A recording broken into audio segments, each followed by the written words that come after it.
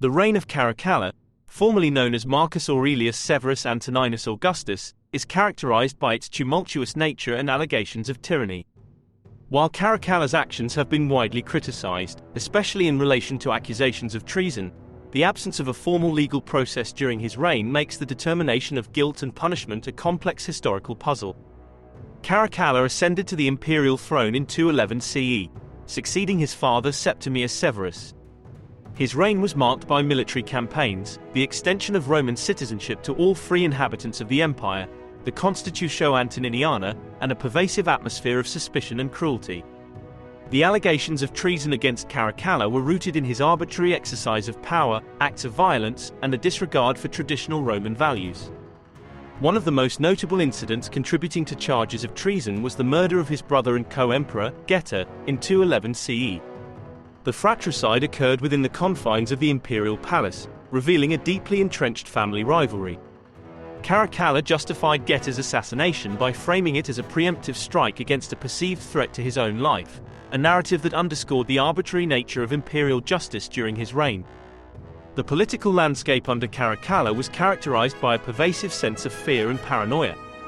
The emperor's penchant for purges and executions targeted both real and perceived enemies, further intensifying the atmosphere of suspicion. These actions, while serving to eliminate potential threats to Caracalla's rule, also contributed to the erosion of the principled governance associated with the Roman Empire. Accusations of treason during Caracalla's reign were not confined to specific individuals but extended to broader segments of the Roman elite.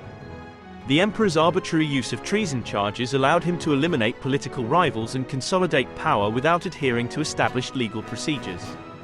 The absence of a clear legal framework for determining guilt or innocence left individuals vulnerable to the whims of the emperor.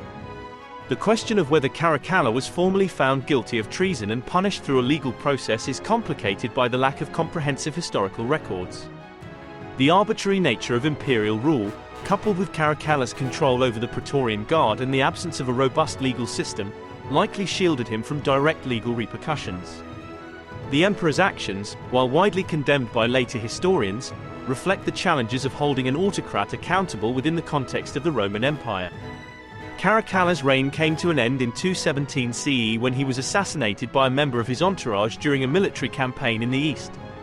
The motives behind the assassination remain unclear, but the prevailing discontent with Caracalla's rule and his propensity for violence likely played a role.